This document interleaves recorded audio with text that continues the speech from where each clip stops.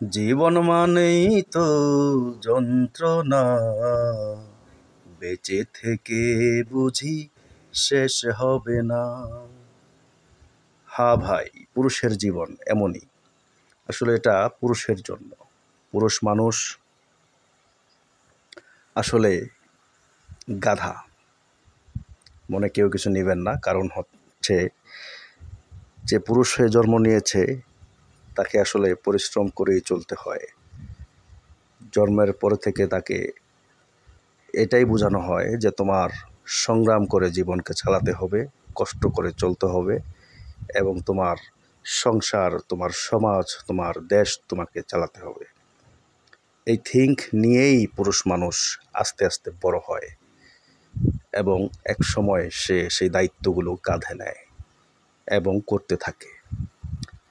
মৃত্যুর আগ পর্যন্ত করতে হয়, করতে থাকে। এটাই পুরুষ মানুষ, এটাই পুরুষ মানুষের জীবন।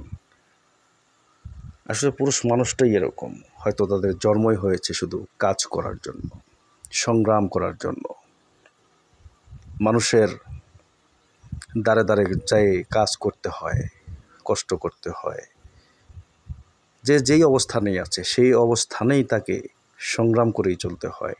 হয়তো কেউ যদি অট্টালিকার মধ্যে এসির মধ্যে থেকেও কাজ করে, তাকে কাজই করতে হয়, সেটাও কাজ।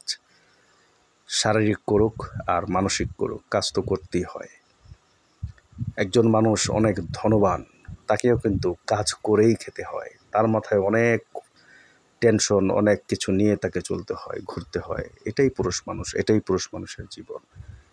আসলে পুরুষের জীবনটাই এরকম, যেটা সবসময় মানুষ বুঝতে চায় না, বা অনেক সময় তারা অনেক ক্ষেত্রেই সেই মূল্যায়নটা ঠিকমতো পায় না সমাজে, পরিবারে বা দেশের মধ্যে।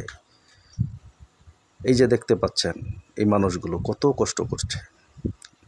আসলে আমি প্রতিনিয়ত দেখি তাদের কষ্টগুলো, কতটা সংগ্রাম, কতটা কষ্ট কাজ করতে হয় শুধু জীবনকে অতিবাহিত করার জন্য। দূর থেকে চলে আসছে এখানে কাজ করার জন্য, কাজ করে যাচ্ছে। আসলে শুধু তারা না, পৃথিবীর সমস্ত পুরুষ মানুষই কাজ করে, কাজ করেই খেতে হয়। এটাই পুরুষের জীবন। জীবিকার জন্যই পুরুষের জন্ম হয়। আল্লাহ রাব্বুল আলামিন তো আমাদেরকে রিজিক দিয়েছেন, কিন্তু সেই রিজিককে কাজ করে তারপরে নিয়ে আসতে হয়। কাজ না করলে তার কপালে তার রিজিক থাকে না, থাকবে না। এটাই স্বাভাবিক নিয়ম, একটা নিয়মতান্ত্রিক ব্যবস্থা এটা আল্লাহ করে দিয়েছেন পুরুষ মানুষের জন্য। তারপরেও তো জীবন চলছে, চলবে, এটাই স্বাভাবিক। কি করার আছে? পুরুষ মানুষ বলে কথা। পুরুষ মানুষের আবার দুঃখ নেই, কষ্ট নেই।